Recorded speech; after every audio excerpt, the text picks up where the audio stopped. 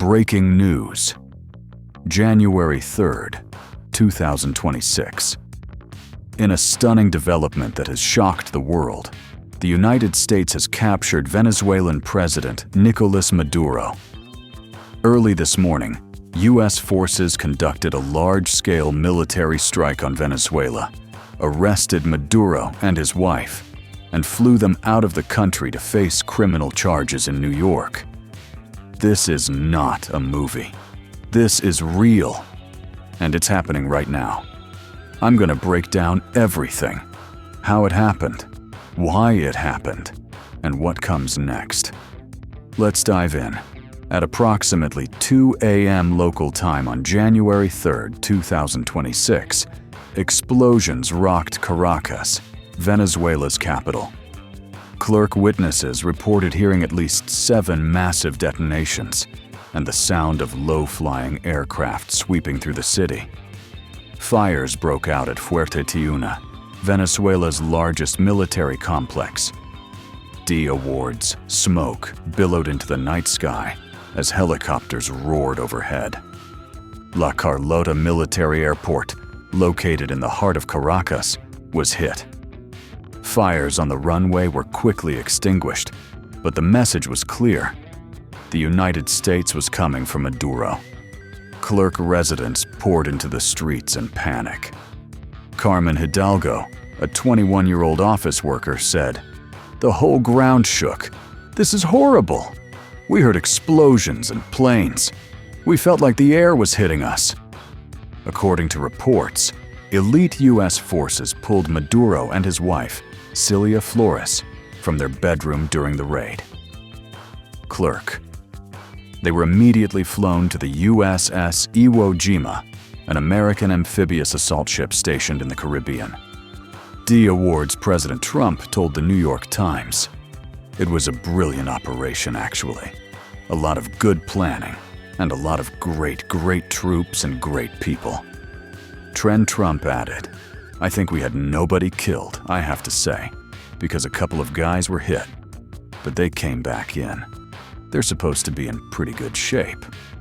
Trump posted on Truth Social at 4:21 a.m. EST. The United States of America has successfully carried out a large-scale strike against Venezuela and its leader, President Nicolás Maduro, who has been, along with his wife, captured and flown out of the country. This operation was done in conjunction with U.S. law enforcement. Speaking to Fox News on Saturday morning, Trump said that Maduro and his wife are aboard the USS Iwo Jima, heading to New York. Homsk. They'll be heading to New York. They're on a ship, and they'll be heading into New York. The helicopter took them out, the president said. D-awards.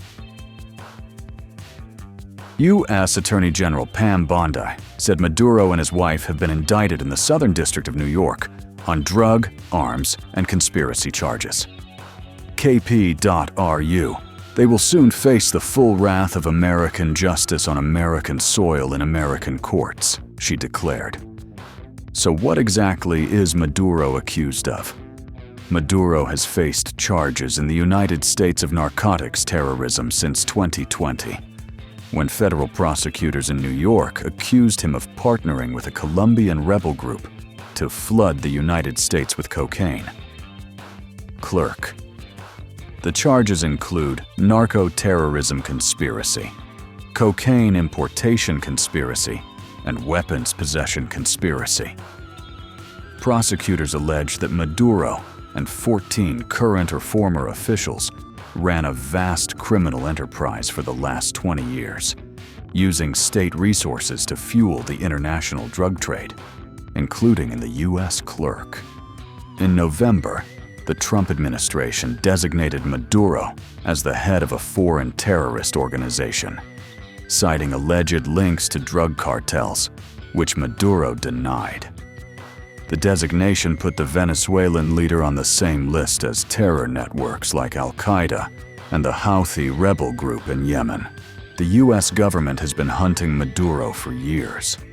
The Trump administration initially offered a $15 million bounty for Maduro's arrest. That bounty was increased to $25 million in the waning days of the Biden administration in early January 2025, and was increased again to $50 million in August 2025, after Trump took office for a second term. $50 million. That's one of the highest bounties ever placed on a world leader. Trump told reporters he spoke to Maduro a week ago and told him to surrender and give up, but he wasn't willing to do it. Trend: "I didn't want to negotiate," Trump said. I said, "Nope, we gotta do it." This operation didn't come out of nowhere. Trump has been escalating pressure on Maduro for months. Trump's pressure campaign on Maduro has included strikes destroying more than 30 boats in the Caribbean Sea and Eastern Pacific Ocean in what the U.S. has described as a counter-narcotics campaign. Trump last month ordered a blockade of sanctioned oil tankers coming to and leaving Venezuela. The CIA carried out a drone strike in December on a port facility on the coast of Venezuela, marking the first known U.S. attack on a target inside that country. The signs were all there. Trump was methodically tightening the noose. But was this operation legal?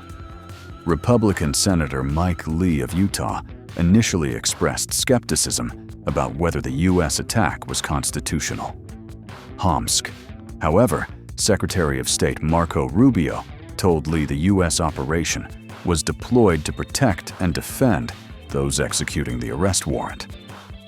Lee said in a post on X, "This action likely falls within the president's inherent authority under Article 2 of the Constitution to protect U.S. personnel." The White House briefed congressional leadership only after the operation, according to a source familiar with the matter. Senator Lindsey Graham told Axios he spoke to President Trump before the operation, saying, "He has been very clear that he believes there is a drug caliphate in our backyard that need to be taken out." The operation has been formulating for the last couple of weeks. Venezuela's response has been one of shock and defiance. Venezuelan state television issued a statement condemning what it called the grave military aggression perpetrated by the current government of the United States of America in Caracas and the states of Miranda, Aragua, and La Guaira. President Maduro ordered the implementation of national defense plans and declared a state of external disturbance throughout the country. Venezuelan Vice President Delcy Rodriguez said in an audio call with state-run VTV that the government doesn't know the whereabouts of Maduro and First Lady Cilia Flores, demanding immediate proof of life from the Trump administration. Interior Minister Diosdado Cabello appeared flanked by police early Saturday morning, saying the Venezuelan government will not be cowed. Venezuela requested an urgent meeting of the United Nations Security Council in response to the attack. Homsk Foreign Minister Ivan Gil Pinto said on Telegram, "No cowardly attack will prevail against the strength of this people, who will emerge victorious." Colombian President Gustavo Petro condemned the strikes, saying, "Alerting the whole world that they have attacked Venezuela." He later announced the deployment of military forces to the Venezuelan border. Peekaboo Brazilian President Luiz Inácio Lula da Silva condemned the U.S. bombings and capture of Maduro as crossing an unacceptable line, writing, "Attacking countries in flagrant violation of international law is the first step toward a world of violence, chaos, and instability."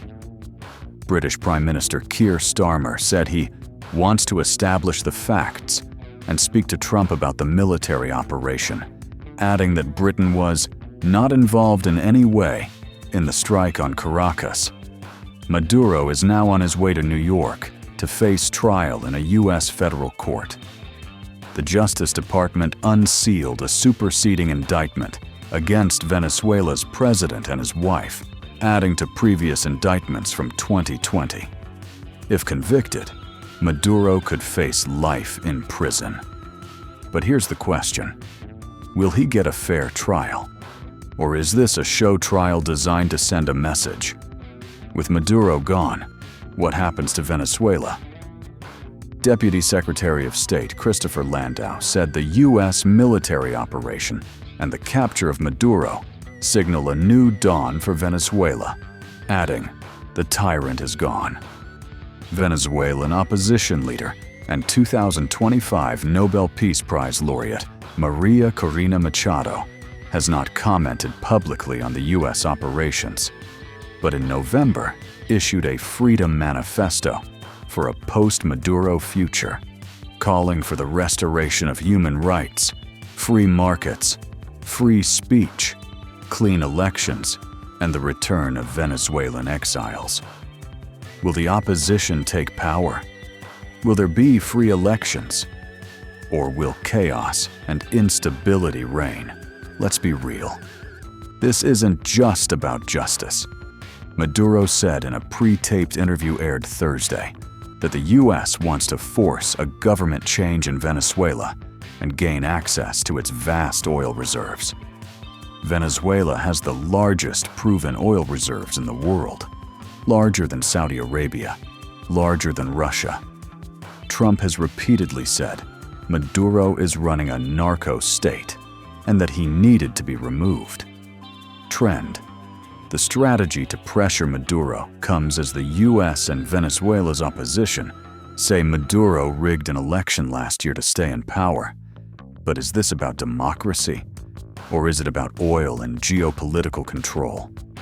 Senator Lindsey Graham said, "All options will be on the table regarding further military strikes." Trend: this may just be the beginning. And there you have it. The capture of Nicolás Maduro by the United States, one of the most extraordinary geopolitical events in modern history. A sitting president, arrested by a foreign power, and flown out of his country to face trial. Is this justice? Or is this imperialism? The world is watching, and the consequences of this operation will ripple across Latin America and beyond for years to come. What do you think? Was the U.S. justified? Drop a comment below. Smash that like button if you found this breakdown helpful. Subscribe and hit the bell for more breaking news analysis. This is history in the making, and we're living through it.